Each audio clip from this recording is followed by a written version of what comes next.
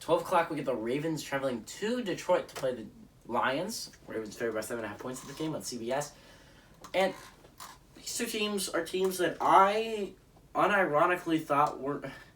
unironically, these are two teams that I'm surprised by this season. I thought the Ravens were a possible playoff team before the running back injuries. And then the running back injuries. I'm like, God, they're a running team. You can't lose your top 3 running backs and still be a running team unless you're like the Niners and Kyle Shanahan. Well, it turns out they are like the Niners and Kyle Shanahan. They don't care they lost J.K. Dobbins. They don't care they lost Gus the Bus. They don't... oh my God. They don't care they lost... damn it. Justice Hill. We'll just bring guy up off our practice squad, you won't, will you? We'll get Latavius Murray at a free agency. We'll get Devonta Freeman, a back that everyone thinks is too old, and we'll just freaking run this ball. And they did. And they've done phenomenally running the ball.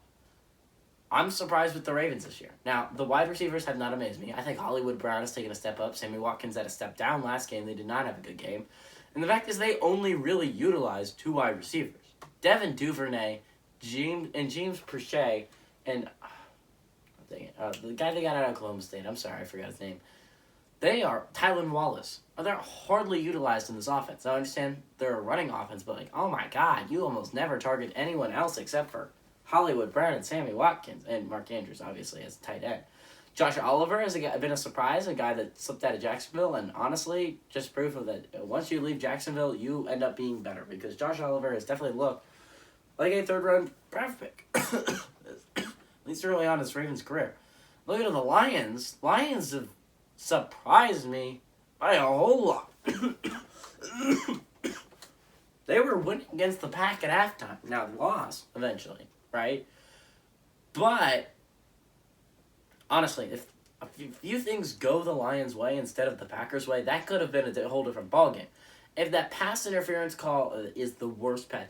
Honestly, I have not seen a worse pass interference call in my life. Oh my God, Amani Oruwariye did not... If that's pass interference, then everything is pass interference. Just throw a flag on every freaking play, ref. Because if that's pass interference, that's just called coverage.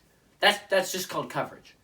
But they kick a field goal at the 14-point game. Who knows what happens? Instead of the 17-point game, then Jared Goff has got to try and force it, and a whole bunch of other things happen that are bad. That's the thing that I think changed the outcome of the game. I think the rain changed the outcome of the game because the Lions, I think, went down by 11 points, right? No, they went down by 10 points. No.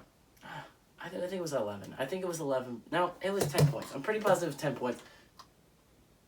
They go down by 10 points, and then Jared Goff fumbles the ball because it's so wet, right? If it doesn't rain in that game, who knows if he fumbles that snap? If it doesn't rain in that game, because that gave the ball to the Packers, who then scored a touchdown on that series that put the game away. If Jared Goff doesn't do that, does he go down the field and get a touchdown, make it a 3-point game? And then suddenly it's a whole different ballgame. Those are the two things that I think changed the outcome of the game. But still, I think the Lions have played extremely well. This was, by the way, the Lions without their top wide receiver on offense. And they still looked extremely solid. They bring Tyrell Williams, I believe, back this week. Not to mention, you pair him with Quintez Cephas, who looked absolutely phenomenal Monday night. And you got a special wide receiver group on your hands. Now, outside of that, Amara St. Brown could possibly be something special, but he's a guy you work into the offense, not just throw him in.